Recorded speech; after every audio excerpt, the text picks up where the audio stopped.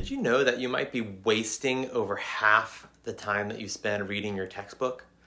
As a student, this could be a borderline emergency, considering that many students spend up to thousands of hours reading throughout their academic journey. What I want to do today is address the most common textbook reading mistakes that students make, including many of them that I used to make, that can help shave tons of time off your studies while making the content stick so much better. Make sure you watch to the end of this video because the last tip is the most important of all.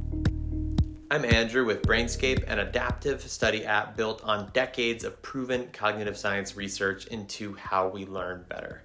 We have scoured the research so you don't have to, and we've consolidated the best advice from all the top experts, boiling it all down to the 5 biggest mistakes that students make while reading their textbooks. Waiting until cram time. This first one I know we're all guilty of, and that's delaying your reading until it's time to study for the test weeks later.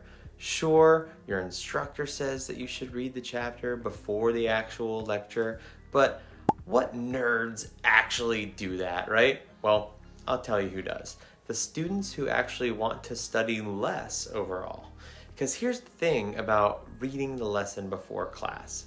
It primes your brain to be able to better absorb that class content that you're going to be covering in class tomorrow.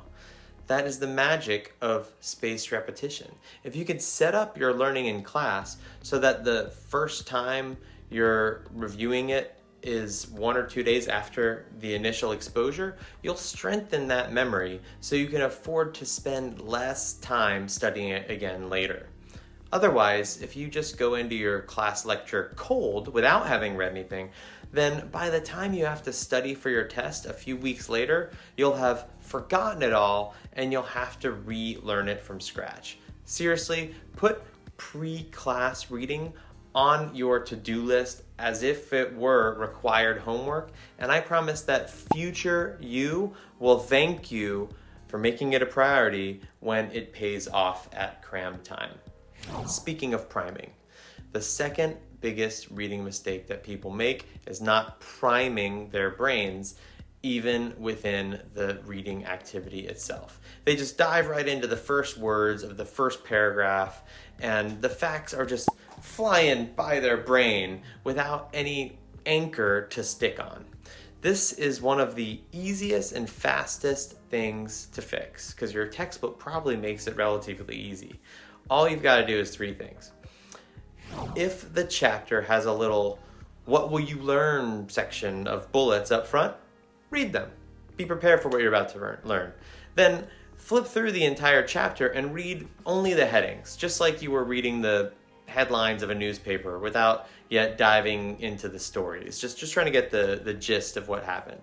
And then finally, read the questions at the end of the section or the chapter so you have an idea of what an instructor might be testing you on later. All of these things will turn your brain into a much more absorbent sponge that will soak up all that knowledge that you're about to read without zoning out like it would otherwise be tempted to do. But don't let all that priming make you too confident that you can just fly through the actual reading. Remember what Woody Allen once said about speed reading. "I took a course on speed reading and I was able to read War and Peace in just 20 minutes. It's about Russia."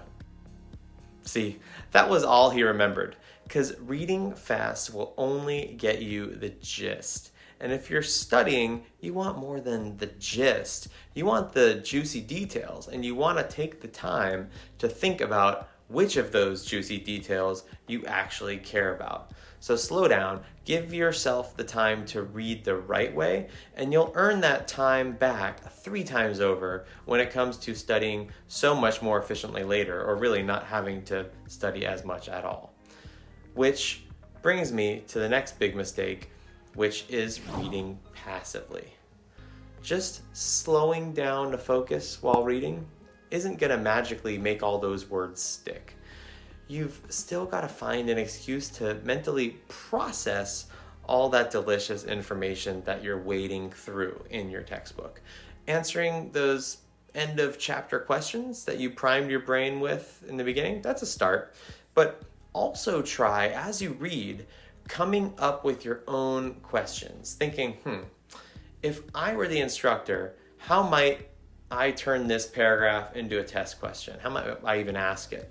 Then use that same thought process to dictate which parts of the textbook that you should highlight or underline or even, write in the margins. And if your instructor happens to have also shared those lecture slides in advance of the class, spot check the respective places between your lecture slides, your notes, and your textbook, so you could really identify what information is uniquely in your textbook, but that your instructor still might consider fair game for your exams, even though it wasn't mentioned in class. All of these things not only engage higher levels of Bloom's taxonomy than just passively reading, but they set you up for avoiding the fatal mistake number 5, which is not extracting study tools from the textbook. You should think of your goal of reading the chapter as preparing yourself to never have to read the chapter again by giving future you a more effective way to study. This is the difference between good students and inefficient students. When it comes time to studying for the exam, the inefficient students end up just rereading the textbook front to back, maybe helped out with some passages that they'd highlighted if they were indeed so diligent, active reading the first time around. But the good students have, along the way, turned their textbook readings and lecture notes into actual artifacts that they could more easily study later outside the textbook, like a proverbial cheat sheet, or ideally something like flashcards where they can turn that question-answer knowledge gap into something that they can quiz themselves with later using that mental faculty of active recall. And this is, of course, where I'm going to plug Brainscape. You knew it was coming. In Brainscape, you can easily divide your subject into various decks, like by chapter or by lesson, and then for each deck, you can make flashcards with sound, with text, with images, or any other media from your textbook or online. You can collaborate with your classmates, so you don't have to make all the flashcards yourself. And most importantly, you can study those flashcards using spaced repetition, where we repeat the hard concepts more frequently until you're ready for longer intervals of time before the next card is repeated again. Spaced repetition optimizes your use of study time and helps you better estimate how much longer you have to study. Remember, making these flashcards as soon as you've read the textbook chapter, or maybe at least right after your class lecture on that same topic, will make the most of your momentum when the content is fresh and new in your brain, and will give you that key mobile tool that you end up with that will make studying later a piece of cake.